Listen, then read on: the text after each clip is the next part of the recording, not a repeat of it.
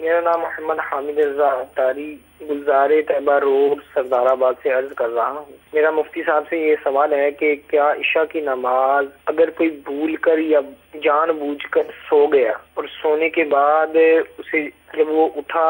تو ابھی فجر کا ٹائم شروع نہیں ہوا تھا تو اس نے وہ اپنی نماز پڑھ لی تو کیا اس کی نماز ہو جائے گی یا ایسا کرنے پر وہ گناہگار ہوگا یا نہیں؟ جزاکم اللہ خیرہ۔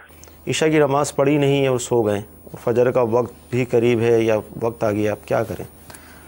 عشاء کی نماز جو ہے نا یہ اول وقت یعنی اس کے اگر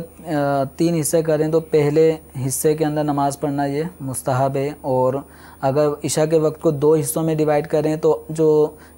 پہلا 1/3 کے بعد نصف وقت تک یہ جو وقت ہے اس میں نماز پڑھنا مباح ہے جی، اور اس سے زیادہ تاخیر کرنا یہ مکروہ ہوتا ہے کہ عمومی طور پہ جب انسان سو جاتا ہے تو فجر سے پہلے آنکھ کھل گئی اور عشاء پڑھ لے، یہ ایک صورت غنیمت والی ہوتی رہتی ہے، ورنہ یہ ہے کہ بسا اوقات فجر میں ہی آنکھ کھلتی ہے یا پھر جب کس وقت کام پہ جانا ہوتا ہے اسی وقت آنکھ کھل رہی ہوتی ہے لوگوں کی، تو اپنی عشاء کی نماز کو یوں داؤ پہ نہیں لگانا۔ حتیٰ کہ فقہاء کرام نے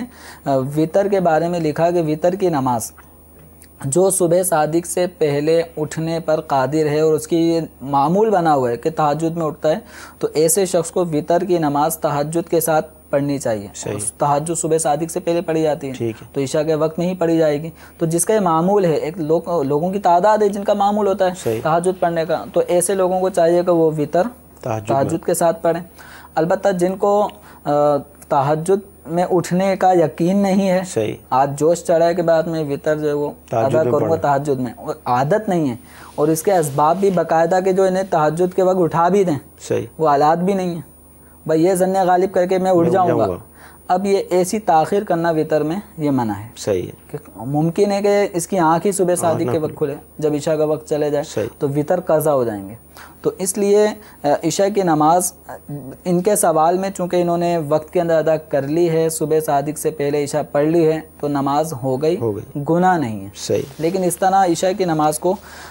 آزمائش میں بندے کو نہیں پڑھنا چاہیے۔ صلو علی الحبیب صلی اللہ تعالی علی محمد۔ مجھے اپنی اور ساری دنیا کے لوگوں کی اصلاح کی کوشش کرنی ہے انشاءاللہ عز و جل۔